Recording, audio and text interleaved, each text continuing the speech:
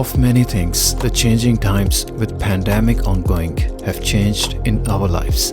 Some make sense and some simply don't make any sense at all. What we saw in the last 2 years, since essentially the beginning of the times with outbreaks and border restrictions, is something we never saw in our lives before. On one hand, we got restricted to our homes or cities, and then on the other, we started relying more and more on the online life. We started to see more demand for products because there's nothing really much to do at home. And then we started to see drop of production due to limited staff, with some personnel becoming sick or quarantining or self-isolating. Up to this point, it all makes sense that yes, if the demand of the product is higher than the supply, the prices rise up, and that's primarily because the product is special and spectacular. But then there's a few things where the logic fails to make any sense and the facts don't line up. And that's exactly what's strange with the strange new world we have seen during these strange new times.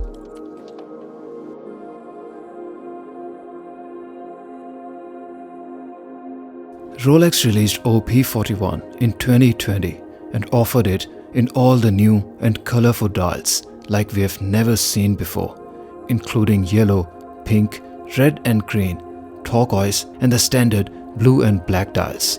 I reviewed the black, blue, yellow and green dial for OP41 already in my earlier videos. So if you haven't watched those videos before, they're all available on my channel. In this video, we are looking at the turquoise dial, what we also refer to as sky blue, light blue, or in the Rolex world, we simply call as Tiffany blue. And the moment you name it as Tiffany is exactly where things start to become strange, weird, illogical, and almost silly. And I will explain what makes me say that it's the informal name of Tiffany where the things start to become a little over the top. Or let's say it, things start to become a little ridiculous. First and foremost, there is no Tiffany stamp on this dial. The Tiffany version of a watch is something that in the current time really only exists in the Patek world. Yes, there are other watches with a Tiffany stamp, but they are really not something as collectible as a Patek with Tiffany stamp and some of the Rolex vintage models. Their collectibility in the Patek world is due to a very long historical collaboration between the two brands, and also the exclusivity of Patek Philippe watches that normally don't have a Tiffany stamp. In the current production, linking Patek Tiffany watches with the current line of Rolex watches is simply baseless. Now coming to the Rolex OP world, yes, there is a light blue or turquoise dial, and the shade of blue does resemble with the Tiffany blue. So in the secondary market world, a name that has been set and well used for this watch is called Rolex Tiffany dial OP41. Now this is indeed a Tiffany colored dial, and if you remove the word colored from my last sentence, this watch becomes Rolex Tiffany dial.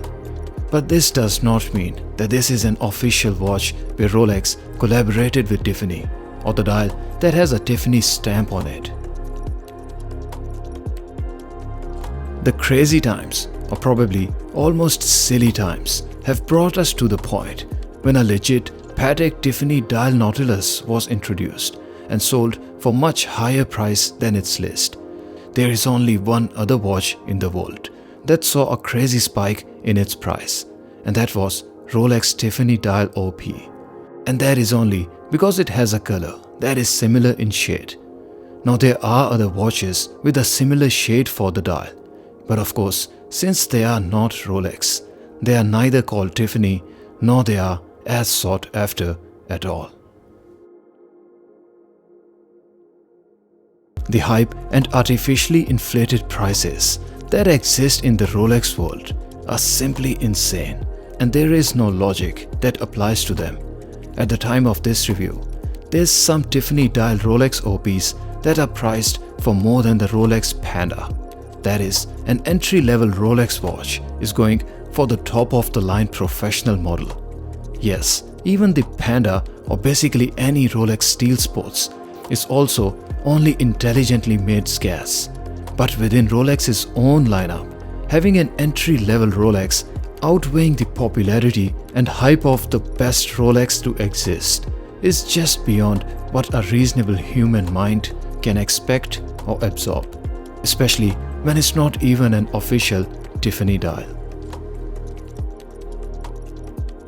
It is a beautiful watch and I absolutely love it, to the point that I really want to buy it, but not for the secondary price it goes for. Rolex do watches absolutely beautifully, and this is no different. If I could buy this at retail, I would, for my personal collection.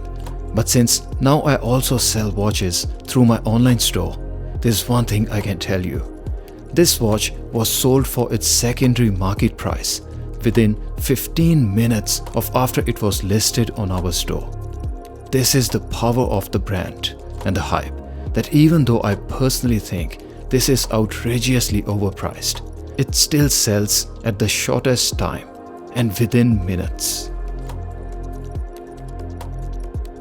The OP41 wears beautifully on the wrist, and while there's not much contrast that the dial offers with the steel case and the bracelet, it just looks spectacular on the wrist.